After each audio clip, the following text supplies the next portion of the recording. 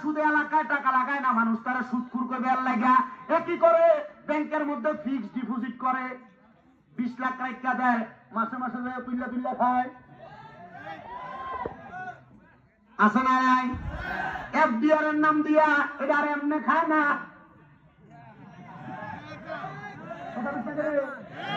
আছে না নাই? এটা 1 নম্বর সুদ। শুনেন বাবা, এই ব্যাপারে আল্লাহর নবী একটা হাদিস আমি আপনাদেরকে শোনায়া দেই। নবী আমার কয়ে সুদের সাথে যারা সংযুক্ত, তুমি খাইলা, তুমি দিলা, তোমরা সমান অপরাধী। শোনো শোনো, এই সমান অপরাধীর মাঝখানে আরো 2টা ব্যক্তি আছে। কোন এলাকায় 1 লাখ টাকা হলো, এলাকা শিক্ষিত যে পোলা, তার কাছে তো বাকি যায়, একটু স্ট্যান্ডার্ড লিখে দিচ্ছে, তাকে কি স্ট্যান্ডে যান, আমার কাছ থেকে 1 লাখ টাকা নিবো, শিক্ষা দচ্ছে আমার থেকে 1 লাখ টাকা নিতেছে, 1 বছর পরে ফেরত দিব, 1 লাখ টাকা বাবদ আমাদের 30,000 টাকা লেহেনি। নবী কয়ে সুদের টাকার কাফের যে বেড়া লেখে, যে বেড়া এ বেড়া সুদ খাইয়া সুদ খাওয়াইনা যে শাস্তি পাইব, লেহুন্না সেই শাস্তি পাইব। আমার এই ওয়াজ শুনে আল্লাহর কসম 3 জন ব্যাংকে চাকরি করি না, চাকরি যাচ্ছে। আমার বয়স কম, দাখিল পরীক্ষা দেওয়ার পর থেকে আমি ওয়াজ করি, মানুষ আমার দাওয়াত দেয়, এটা আমার কোন এলেমের জোর না, এটা মানুষের দুয়ার জোর, মানুষের দুয়ার বরকতের জোর। এবার এলাকার যে বেটাটা নামাজ পড়ে, যে বেটাটা বড় ভালো মানুষ, কোন ঝামেলার মধ্যে নাই, ও কাকা তারা তো 1 লাখ টাকা দিতেছি, ইসলামের সাক্ষী থাকবেন। আল্লাহর নবী কয় শাহেদ যে ব্যক্তি সমান তাই রয় অপরাধী।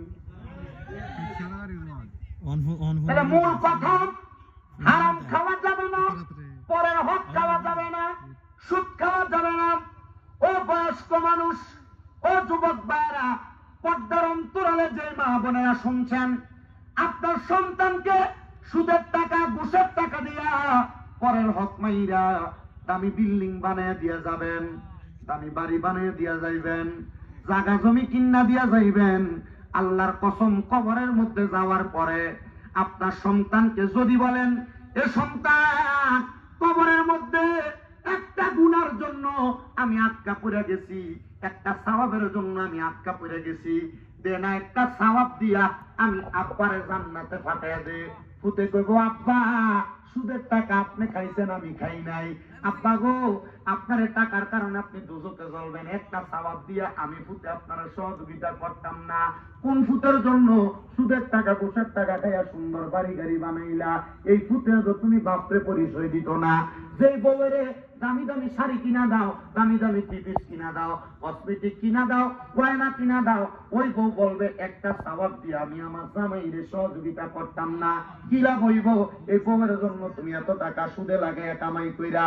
ও বন্ধু, তোমার এলাকার মানুষকে নিয়ে চলাফেরা করো, এদেরকে ভালো ভালো খাওয়াও, এদেরকে সুন্দর খাওয়াও, এই মানুষগুলা তোমার একটা আমল দিয়া সহযোগিতা করবে না।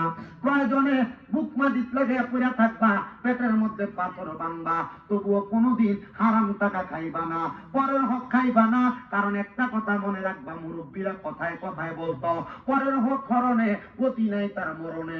যদি এমন হারাম খাইয়া মরো, মরার সময় কেমন শাস্তি হইব শুই না নাও। আল্লাহর নবী বলে, উম্মত তোমরা শোনো, একটা জীবিত বকরিলে ছাগল রে লটকাইয়া জীবিত অবস্থায় শরীরের চামড়াটা টাইনা টাইনা ছিঁড়া ফেললে ওই বকরিটার যত কষ্ট হইব, একটা হারাম কুরের মরণের সময় এমন কষ্ট হইব। নবী গো, এমন কষ্ট আমরা পাইতে চাই না, এমন আঘাত আমরা পাইতে চাই না। নবী আমার কয়, এমন কষ্ট না পাইতে চাইলে 1 নাম্বার হারাম ছাড়ো, আল্লাহ তাআলার ইবাদত করো, আল্লাহ তাআলার সঙ্গে শিরিক করবা না, আল্লাহ তাআলার কোরআনের আইনের বিরুদ্ধে চলবা না।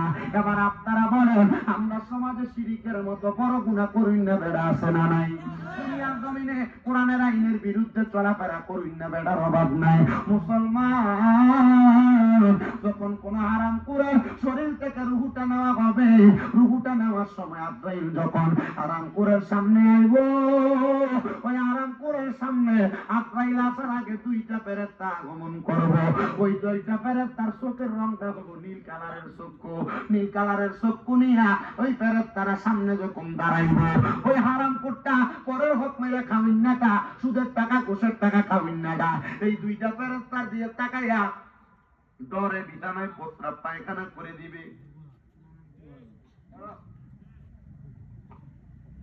আপনাদের এলাকার কত মানুষ মারা গেছে? যথেষ্ট বিছানার মধ্যে প্রস্রাব পায়খানা করে আমার দিবে। টিয়া নাই বাইরে দাঁত বাজছে না না ওই একবার তো মসজিদের ইমাম সাহেব রেডি গেলেন না, হুজুর প্রস্রাব পায়খানা কেন করলো?